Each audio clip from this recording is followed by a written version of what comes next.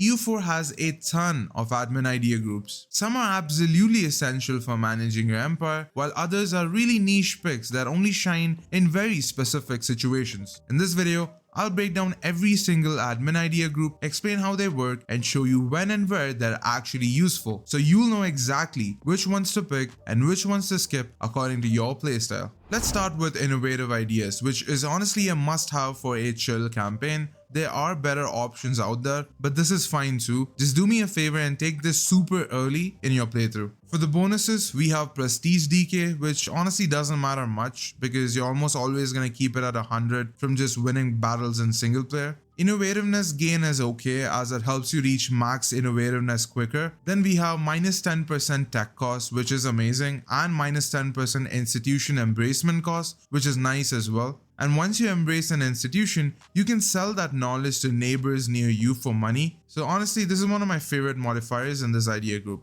Then we have possible advisors. Let's be real, this is mid. Plus 25% institution spread is decent. Then we have monthly war exhaustion and monthly splendor, which is fine too, but it's just not game breaking.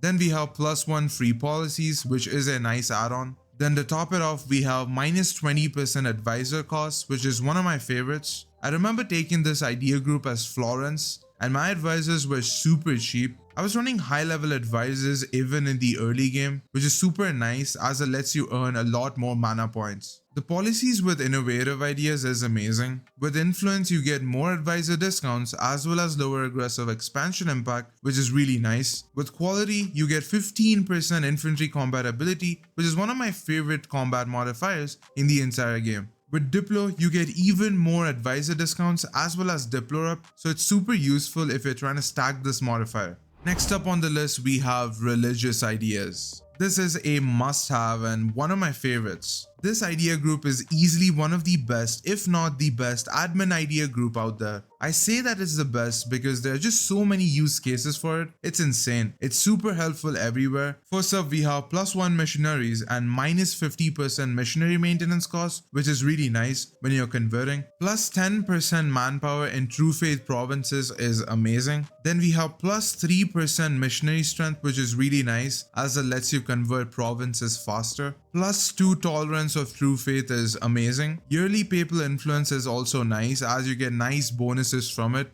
If you're not Catholic, you still get good bonuses elsewhere like devotion, church power, you get the point. Prestige per development from missionary is also nice. Opinion of countries with the same religion plus 10 is okay. Maybe this can help you lower coalitions a little bit if you're fighting the same religion. Then we have gaining a permanent CB on neighboring heathens and heretics. This is literally broken during the mid game. Once your mission tree has expired and you've conquered all of the claims, this literally saves you a diplo spot for building a spy network every time on your neighboring countries. And to top it off, we have culture conversion costs and clergy loyalty equilibrium, which is okay if you're role playing and culture converting. If all of these bonuses weren't good enough, just look at the policies. With divine ideas, you get plus 10% morale of armies, which is broken. With quality, you get plus 5% morale damage and plus 10% siege ability, which is super nice. With quantity, you get plus 10% morale of armies and plus 5% recover army morale speed, which is broken in my opinion. Also, along with merc ideas, you get even more morale of armies along with some more missionary strength, which is again crazy.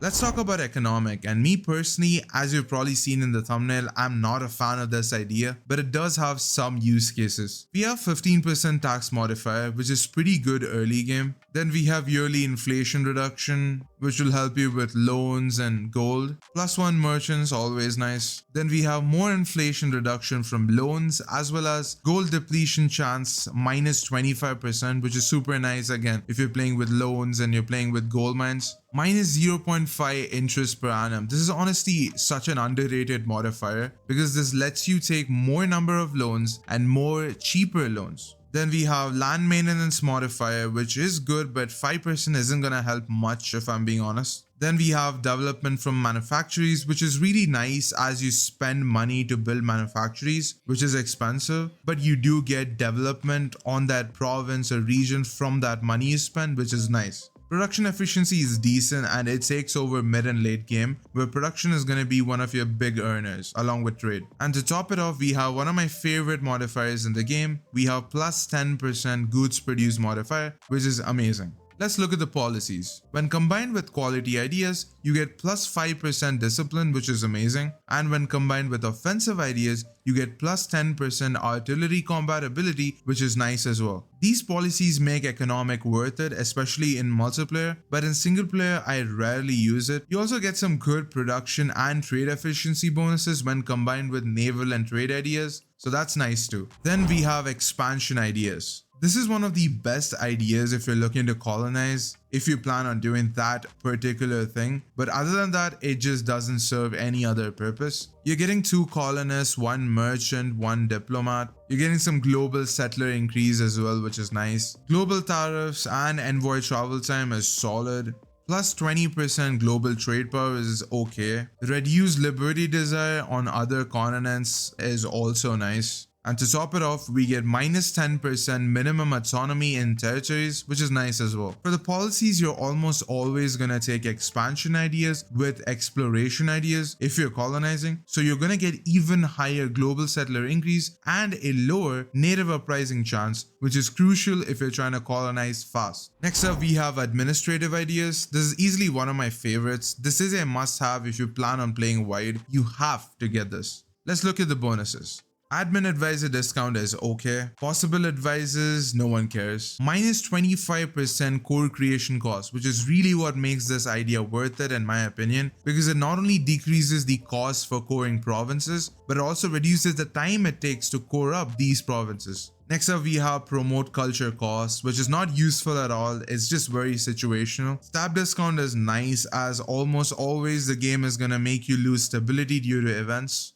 Monthly autonomy change is fine as well. Admin tech cost is fine too, but to top it off, we have 20% increase in GovCap, which is again huge when playing wide. This is almost a must-have if you're playing someone like France, for example. And let's say you get the Burgundian succession, you're going to be struggling with GovCap, so this is amazing. The policies are amazing, but my favorite ones to use when playing wide are along with influence ideas, where you can diplo annex your vassals for 15% cheaper and faster, which is amazing. This works really well when you're playing someone like France, because when you're powerful enough and you annex all your initial vassals, almost all the one province miners in Germany wants to be your vassal. Another policy I like is along with court ideas, where you get an additional 5% core creation cost, which stacks up with the initial 25% from the admin ideas, which is really nice. The 15% tax modifier is solid as well. Next up, we have humanists. This is again one of my favorite idea groups in the game, especially when I'm playing wide. I either take humanist or religious almost every single playthrough. When you're playing wide, rebels are really annoying and humanist gets rid of that. For the bonuses, we get -2 national unrest and -10 years of separatism, which is amazing as it reduces rebels in newly conquered areas. Then we get tolerance and maximum tolerance of heretics and heathens, along with religious unity, which is amazing at reducing unrest. Max promoted cultures is also not bad. And one of my favorite ones is improved relations plus 30%, which is huge, as this will help reduce coalitions by improving relations with nations that are pissed off by your aggressive expansion. To top this idea off, we get -10% idea cost, which is really nice as well. The policies with humanists are amazing as well. One of my favorite ones is along with offensive, where you get even lower national unrest and more years of separatism, which is nice. With diplo ideas, you get even more improved relations, which is nice if you're stacking this modifier. Along with trade, you get another -10% idea cost. Along with espionage and horde, you get even lower national unrest, which is super useful when you're playing as a horde like Oirat and you want to blob out. For the last admin idea group, we have infrastructure ideas. This is a must-have if you want to play tall and build your economy. We start off with -33% state maintenance modifier, which is amazing.